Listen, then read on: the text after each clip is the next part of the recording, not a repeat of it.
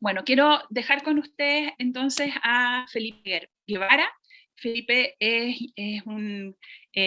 compatriota mío, chileno, es ingeniero en biotecnología molecular de la Universidad de Chile y tiene un máster y un doctorado en biotecnología y un máster en gestión de la ciencia y la innovación.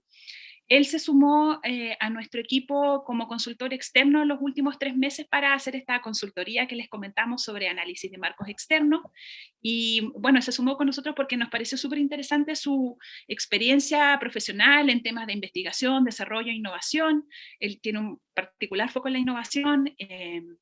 Y ha participado en distintos proyectos al respecto, ha trabajado también con el Estado de Chile, apoyando definiciones y lineamientos para abordar este tema en nuestro país, y actualmente él es subdirector de investigación, desarrollo e innovación de la Universidad Central de Chile. Y con ese currículum a Felipe le pedimos que nos ayudara a realizar esta consultoría, que principalmente surge porque en la reunión de junio, cuando abordamos el tema de la evaluación de la investigación universitaria,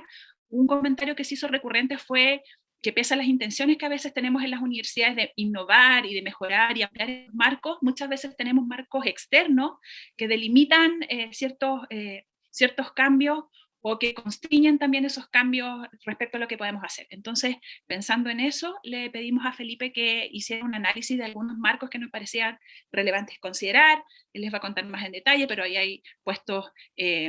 lineamientos de acreditación internacionales, rankings, otros elementos que creemos que es importante revisar para poder establecer una base desde dónde estamos y hacia dónde podemos ir en este tema o en esta intención de abordar la evaluación de la investigación universitaria con una perspectiva más amplia. Así que dicho eso, le doy la palabra a Felipe para que pueda hacer su presentación. Gracias, Soledad. Mientras abro la presentación, un gusto saludarlas y saludarlos a todas y todos.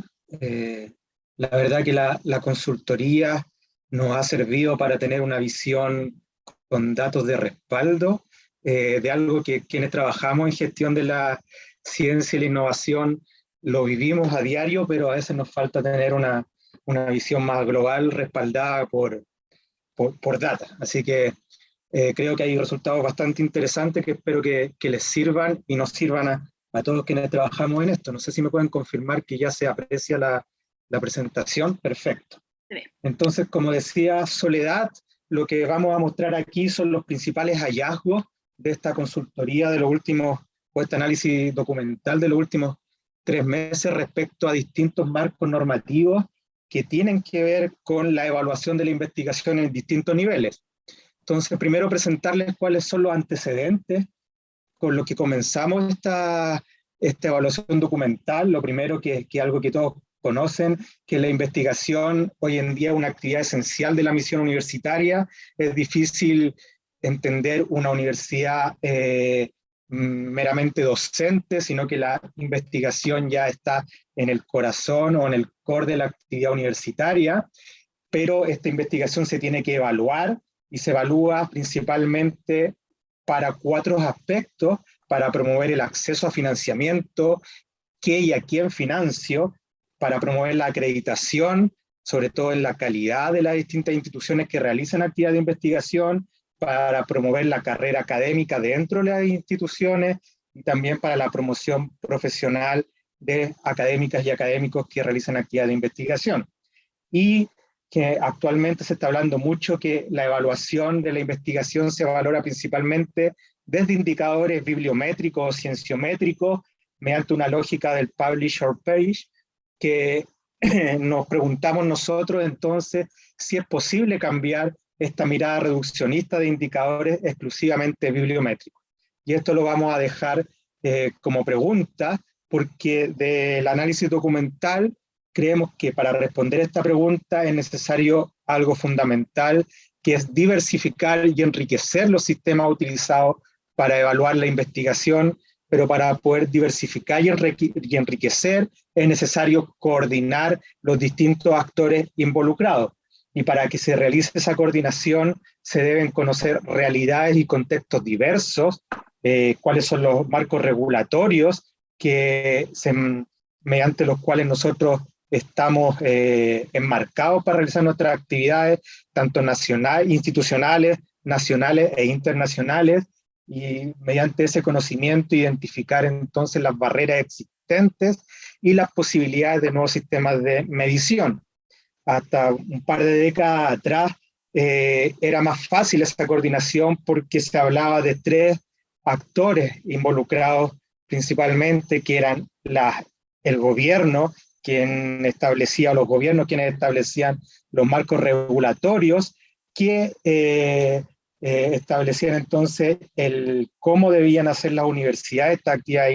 de investigación, cómo se les financiaba y qué debían hacer, y finalmente los resultados de la universidad o de las instituciones que realizaban investigación se transferían principalmente a la industria, y desde ahí nacen indicadores bibliométricos, cienciométricos, mediante los cuales se medían los impactos.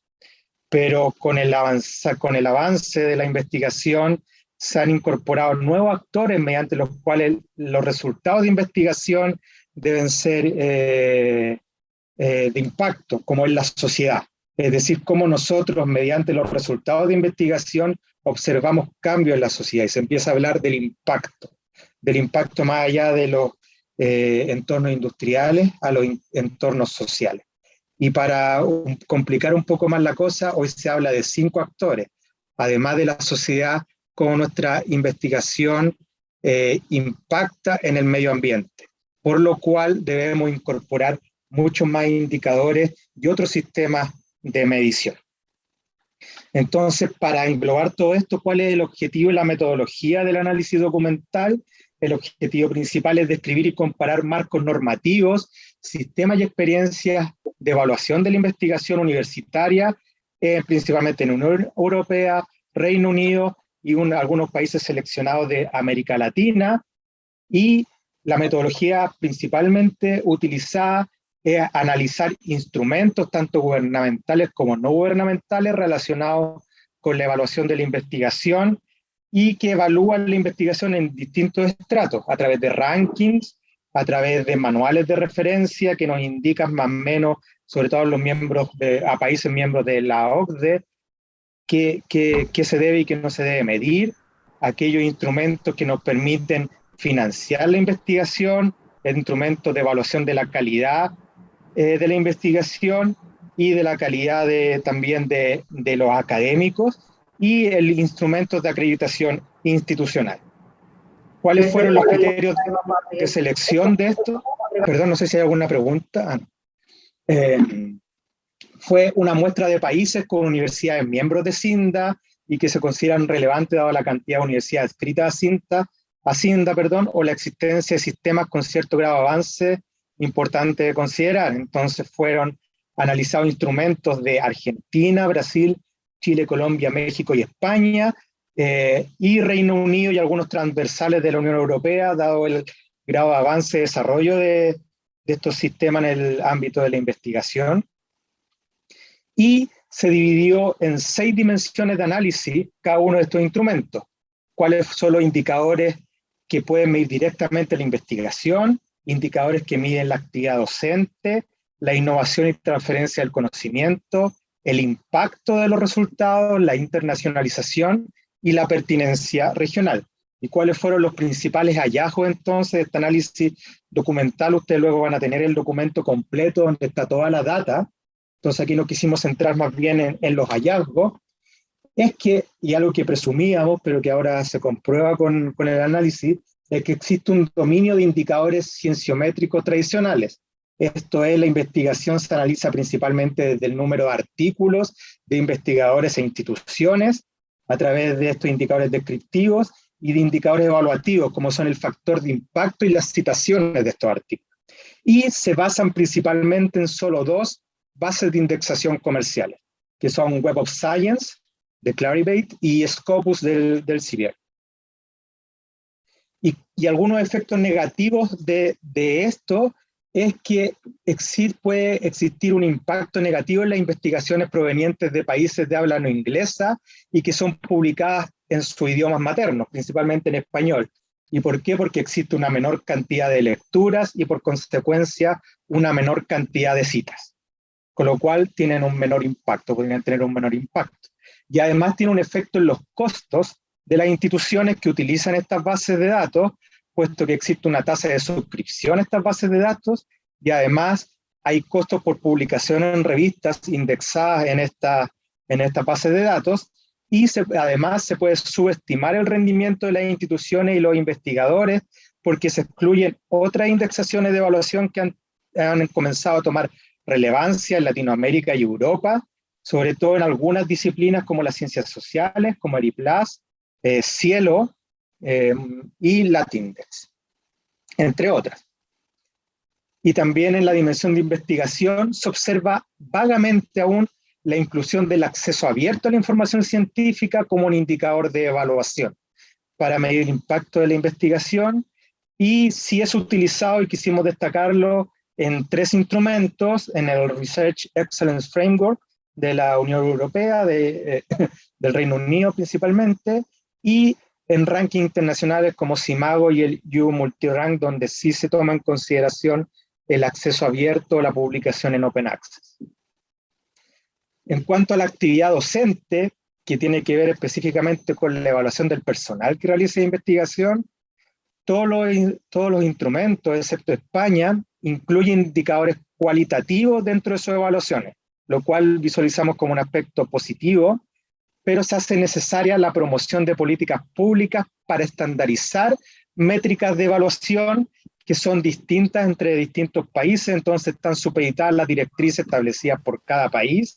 y basadas fundamentalmente en el factor de impacto de la revista, es decir, la evaluación del personal investigador hoy en día se está haciendo fundamentalmente en qué cuartil están las revistas que publican, cuál es el factor de impacto en que tienen esa revista o el número de citas. Y la búsqueda de un sistema común de evaluación permite crear condiciones para retener y atraer talentos, facilitando la interoperabilidad, comparabilidad, desarrollo de la carrera y la movilidad, y esto lo vimos en los marcos transversales de la Comunidad Europea. Y creemos que esto hace falta en otros entornos como América Latina. En cuanto a la dimensión de innovación y transferencia de conocimiento, los principales hallazgos que encontramos que persiste casi como única métrica de medición de innovación las solicitudes de patente, ya como resultado de investigación promovido hacia la innovación.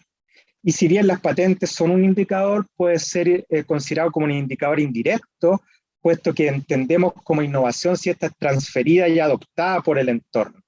Entonces una patente puede quedar durmiendo en las entidades o en la universidad y nunca ser transferida al entorno. Por lo tanto, se debiese comenzar a adoptar otras métricas que evalúen la innovación, como el número de licenciamiento de estas patentes, número de spin-off o empresas de base tecnológica que surgen desde las universidades, el relacionamiento efectivo con la industria, que puede medirse a través de contratos tecnológicos, asistencias técnicas, coautoría de las patentes con empresas o el sector productivo, y finalmente la formación conjunta de doctorados con la industria.